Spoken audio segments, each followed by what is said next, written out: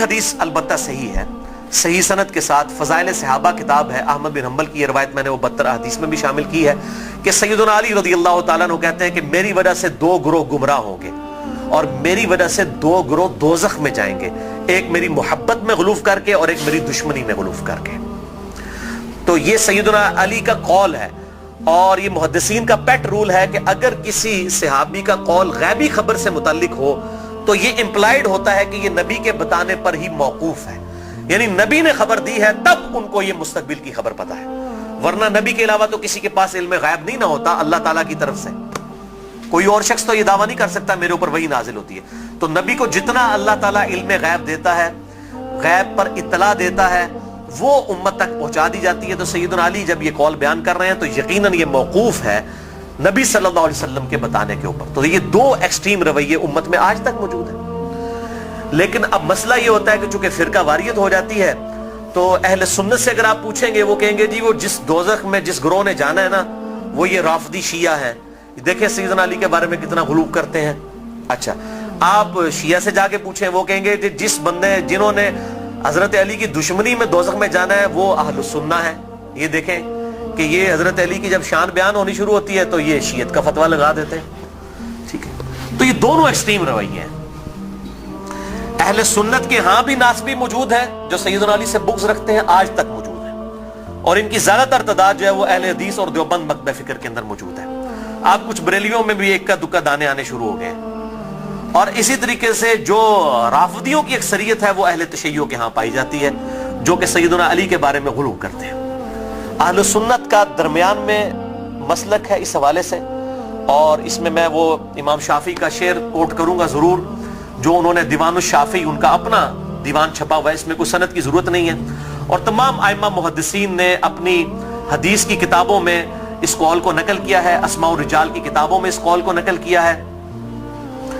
امام ذہبی رحمہ اللہ نے جو امام ابن تیمیہ کے شاگرد ہیں انہوں نے بھی نقل کیا، امام ابن تیمیہ نے بھی نقل کیا، اور امام ابن کثیر نے بھی، اور باقی سارے ائمہ نے، ابن حجر اسقلانی نے بھی، کہ امام شافعی فرمایا کرتے تھے ان کان رفضا حب آل محمد صلی اللہ علیہ وسلم، اگر آل محمد کی محبت کا نام رافضی یا شیعہ ہونا ہے فَلْيَشْهَدِ الثَّقَلَانِ أَنِّي رَافِضِي، تو جن و انس گواہ ہو جاؤ اس بات پہ کہ میں رافضی ہوں۔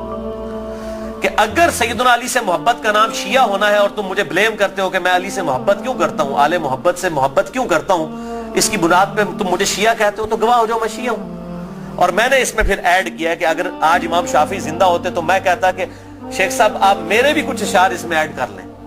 آپ نے تو کہا نا کہ اگر اہل بیت کی محبت کا نام رافضی یا شیعہ ہونا ہے تو میں ہوں رافضی، تو میں یہ کہتا ہوں کہ اگر نبی صلی اللہ علیہ وسلم کی محبت کا نام اگر وہ غلوف کے درجے میں نہ ہو، بریلوی ہونا ہے تو میں بریلوی ہوں۔ اگر صحابہ کرام سے عقیدت کا نام اگر غلوف کے درجے میں نہ ہو، یہ شرط ہے، ادھر بھی معصومیت نہ کلیم کر دی جائے دیوبند کی طرح، اگر اس کا نام دیوبندی ہونا ہے تو میں دیوبندی ہوں۔ اور اگر کتاب و سنت کے منہج کو اور اجماع کو حجت مانتے ہوئے فائنل اتھارٹی ماننا اور اس کے مقابلے پر کسی کی بات کو حجت نہ سمجھنا اہل حدیث ہونا ہے تو میں اہل حدیث ہوں۔ تو یہ صرف ایک سمجھانے کے لیے ایک جملوں کے طور پر ہے، باقی الحمدللہ ہم مسلمان ہیں اور ہمیں اسی پر فخر محسوس کرنا چاہیے۔ اللہ تعالیٰ نے ہمیں مسلم پیدا فرمایا ہے، وَسَمَّاكُمُ الْمُسْلِمِينَ، اس نے نام بھی ہمارا مسلمان رکھا ہے، ہمیں اسی پہ فخر محسوس کرنا چاہیے۔ باقی جو یہ فکر کی بات ہوتی ہے، اگر اصحاب الحدیث یا اہل السنہ کی فکر محدثین نے استعمال کی تو یہ فکر کے طور پر تھا، کبھی یہ مسجدوں کے باہر اس طریقے سے تفریق نہیں کی جاتی تھی جس طرح آج کل ہو چکی ہے، اور آج کل بھی ہر جگہ نہیں ہے۔ پورے سعودیہ میں اس طرح کی تفریق نہیں ہے کہ مسجد کے باہر آپ کو اس طرح کی چیزیں ملیں، یا ملیشیا کے اندر جن ملکوں کے اندر تھوڑی ہوش آئی ہے تو ان چیزوں سے چیزیں پاک ہیں۔ اور ایون ہمارے جو یورپ اور امریکہ کے اندر اگرچہ فرقوں کے نام پہ مسجدیں بنی ہیں لیکن کم از کم وہاں پہ اتنی ٹالرنس ہے کہ لوگ تمام کے تمام لوگ ایک جگہ پہ نماز پڑھتے ہیں، ایک دوسرے کے پیچھے نماز پڑھ لیتے ہیں۔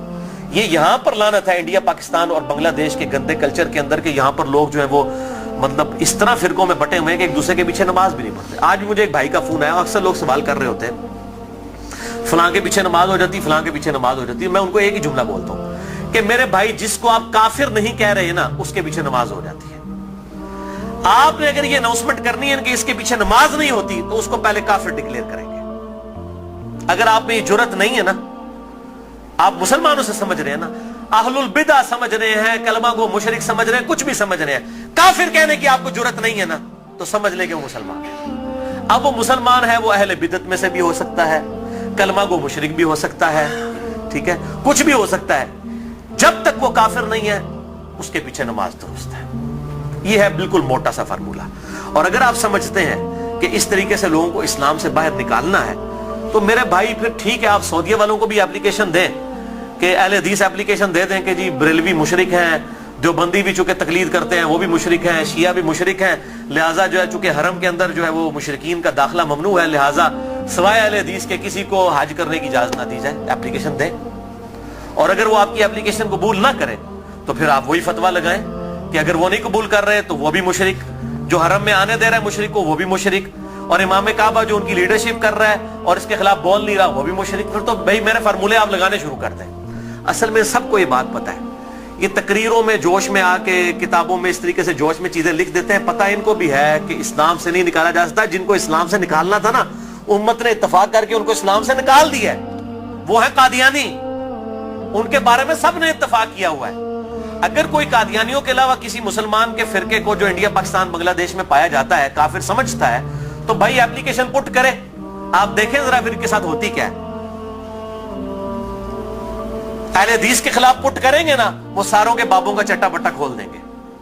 आप बरेलवियों के खिलाफ पुट करेंगे, बरेलवी अहले हदीस देवबंद शिया के बाबों का चट्टा बट्टा खोल देंगे। शिया के खिलाफ पुट करेंगे ना, वो इनके सारे बाबों को नंगा कर देंगे। देवबंदियों के खिलाफ बात करेंगे, वो इनके बाबों को नंगा कर देंगे। क्यों? कि सबके पास थोक के हिसाब से एक दूसरे के खिलाफ गुमराहकुन नजरियात जो है ना किताबों के अंदर मौजूद है। ठीक है, ये इतना सीधा मामला नहीं है, इसको जिस तरीके से समझा जाता है। तो ये मेरे भाइयों बहुत क्रिटिकल इशू है। जिसको आप काफिर नहीं कह रहे उसके पीछे आपकी नमाज बिल्कुल दुरुस्त है। या जुर्रत करें काफिर कहने की, फिर अगली बात करें। अगर आप ये जुर्रत नहीं कर रहे तो यकीनन आप मुसलमान समझ रहे हैं, एक दूसरे के पीछे नमाजें भी पढ़ते हैं, पढ़ें, एक दूसरे के साथ निकाह भी करें, एक दूसरे के साथ मामलात भी करें, इल्मी तरीके से एक दूसरे के साथ मामलात को आगे लेके चलें। बाकी तो हालत ये हो चुकी है मेरे भाई के यहां तो एक फिरके के जो लोग हैं उनमें कितनी पार्टी बाजी है। एक घर के अंदर एक फिरके के लोग हैं, उनमें पार्टियां मौजूद हैं। कोई एक जमात के साथ है, कोई दूसरी जमात के साथ है। वो कहता है जी कुर्बानी दी खाल मैं उन्होंने देनी है, वो कहता है मैं उन्होंने देनी है। और मौलवी दा वास चले तो तुम्हारी भी खाल के ला के ला जाए ईद वाले दाड़े। बिल्कुल कई लोग ऐसे मिले हैं, वो कहते हैं जी हम 2 बकरे इसलिए देते हैं कि जी वो हमने एक जो है वो इस पार्टी को देना है, दूसरी पार्टी को देना है, वरना वो नाराज हो जाएगी। और दोनों का मसले एक ही है। और इसके अलावा सियासी बुनियाद भी जो डिवीजन हुई है वो अलग से है। तो डिवीजन तो बहुत ज्यादा है। और फिर कहते हैं जी वो हम आपस में एक दूसरे को गुमराह तो नहीं समझते, गुमराह नहीं समझते। तो मेरे भाई एक दूसरे का इस लेवल तक आप रद्द करते हैं कि मस्जिदें छीन लेते हैं एक दूसरे से। अगर गुमराह समझ रहे तो तभी मस्जिद छीनते हैं ना। मस्जिद क्यों छीनी जाती है कि मेरे वाले करें? तो या सीधा सीधा पब्लिक को बताएं कि ये मस्जिद जो है ये हमारे चंदे बटोरने के अड्डे हैं। तो चूंकि इधर से हमने चंदे बटोरने होते हैं, आपकी चमड़ियां उतारनी होती हैं, इसलिए हम मस्जिदें आपसे छीन रहे होते हैं। तो बताएं पब्लिक को, यही बात हो सकती है ना। तो या फिर अगर ये नहीं कह रहे तो आप फिर ज़ाहिर है दूसरों को गुमराह समझ रहे हैं। गन पॉइंट के ऊपर एक दूसरे की मस्जिदें छीनते हैं, लड़ाइयां करते हैं और फिर कहते हैं जी हम एक ही हैं। कोई एक नहीं होते मेरे भाई। देवबंद का ममाती गिरोह, हयाती गिरोह, इतने एक्सट्रीम इख्तिलाफात हैं आप सोच भी नहीं सकते। बरेलवियों के अंदर आप आ जाएं, दावत इस्लामी को देख लें और डॉक्टर तैयब कादरी साहब और सैफियों की पार्टी जमीन के आसमान की इख्तिलाफात है। अहले हदीस के अंदर आप आ जाएं, वहां पे जमात दावा को देख लें, जमीयत अहले हदीस को देख लें, जमीन आसमान की इख्तिलाफात है। मैं तो मतलब जिन्होंने कहते ना कि पंजाबी मुहावरा दाइयां को नहीं ढिड छुपे होंगे, मैं तो सारे नाल रहा, मुझे तो पता है इनकी सबकी क्या सूरत हाल है। चंदों की बुनियाद के ऊपर लड़ाइयां होती हैं और बाज़ औक़ात जो है वो असला तक निकाल लिया जाता है, मस्जिदों के ऊपर कब्जा कर लिया जाता है, मस्जिदें बंद हो जाती हैं। हमारे खुद इस्लामाबाद में एक अहले हदीस की मस्जिद 1 साल तक बंद रही है, सिर्फ 2 पार्टियों के झगड़े की वजह से। और फिर अल्टीमेटली जो है वो बड़ी मुश्किल के साथ इशू जो है वो रिजॉल्व हुआ। और इस हद तक हो गई कि इमाम मस्जिद को धमकी लगाई जाती थी, अगर तूने उधर जाके इमामत कराई ना तो तेरी लता बांध देंगे, इस लेवल तक।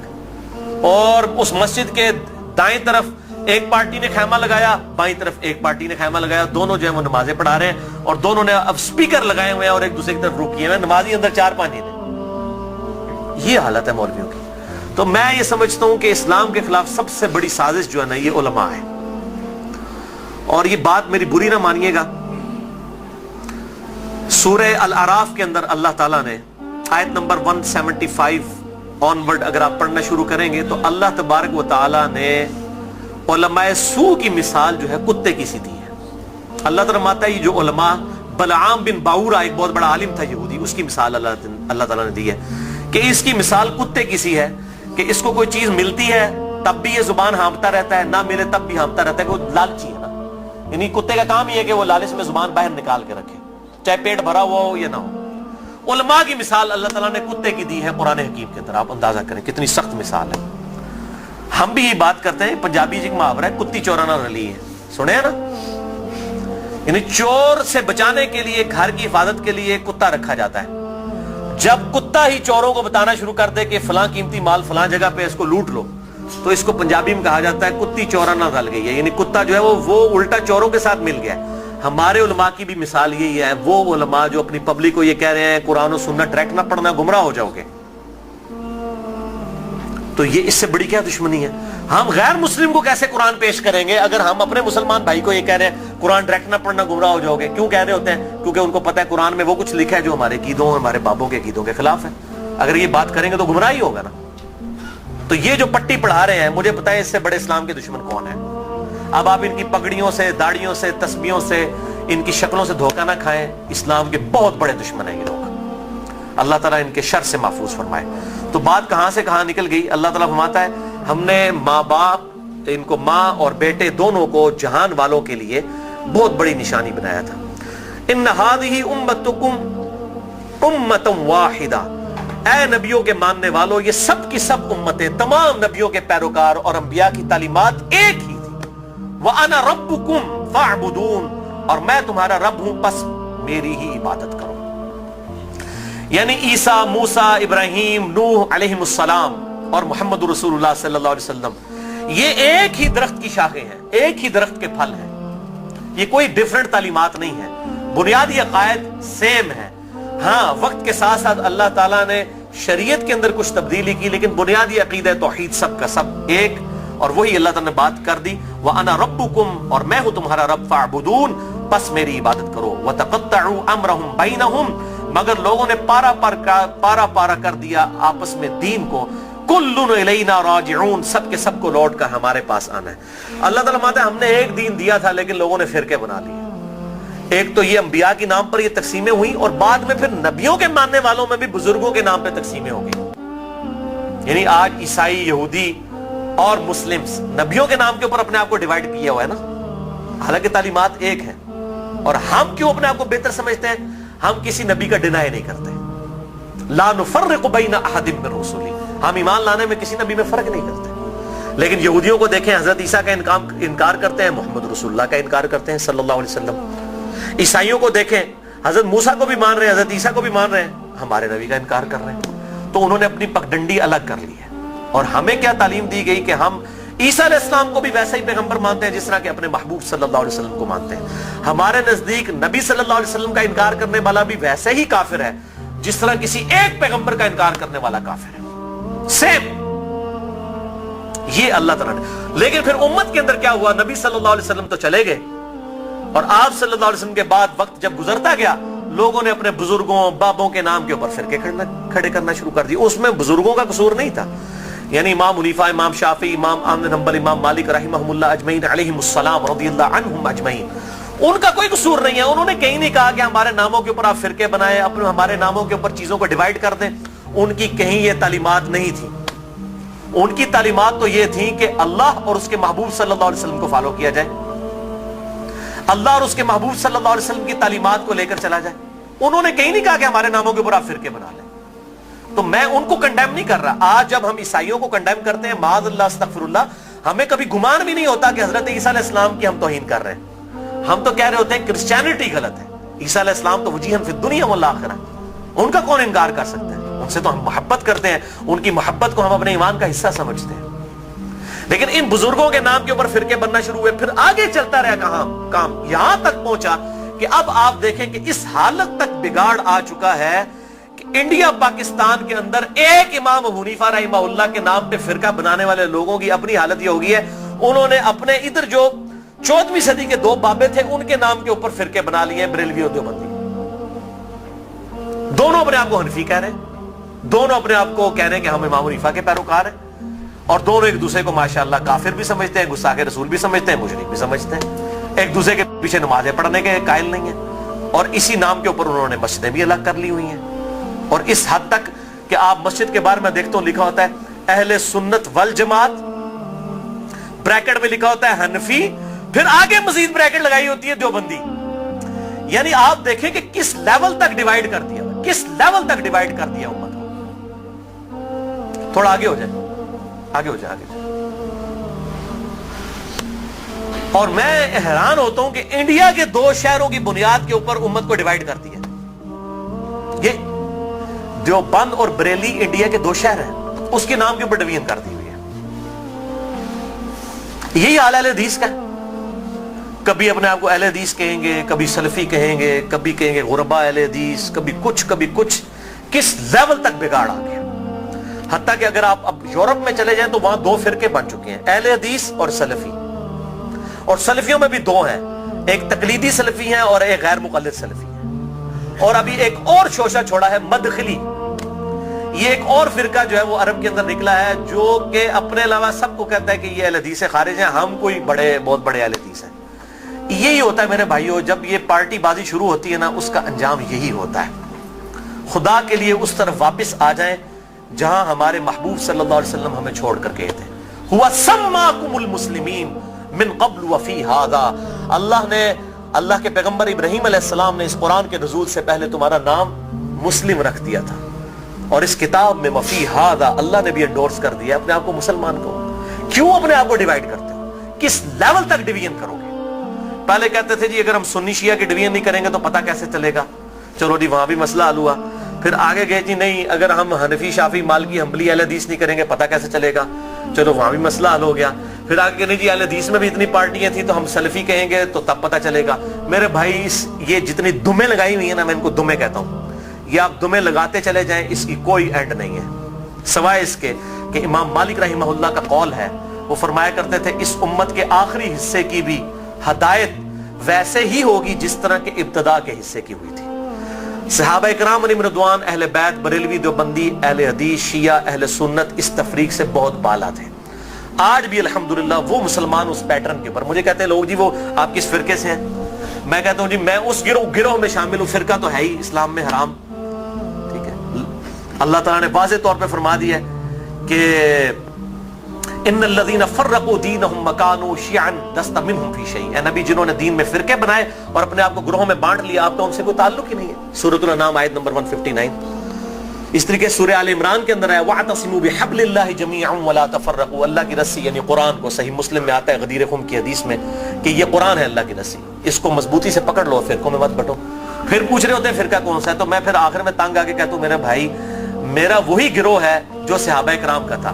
اگر صحابہ بریلوی تھے تو میں بریلوی ہوں، اگر صحابہ دیوبندی تھے تو میں دیوبندی ہوں، اگر صحابہ اہل حدیث تھے تو میں اہل حدیث ہوں، اگر وہ شیعہ تھے تو میں شیعہ ہوں. وہ کہتے ہیں نہیں جی صحابہ تے مسلمان ہی سن، لیکن ہون لوڑ پیندی ہے. تو میں کہتا ہوں میرے بھائی آج ضرورت کس طرح پڑ رہی ہے؟ اگر آج ضرورت پڑ رہی ہے تو نبی صلی اللہ علیہ وسلم کا کام تھا یہ امت کو بتا کے جاتے کہ میرے بعد یہ ہوگا تو جو اس فرقے کا نام ہوگا وہ صحیح ہوگا. بتائیں.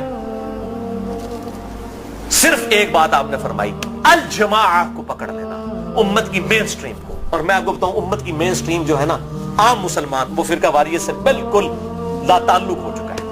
اور خصوصاً ابھی جو نیو مسلم ہے وہ اپنے آپ کو مسلمان محسوس کرنے میں ہی فخر محسوس کرتے ہیں الحمدللہ.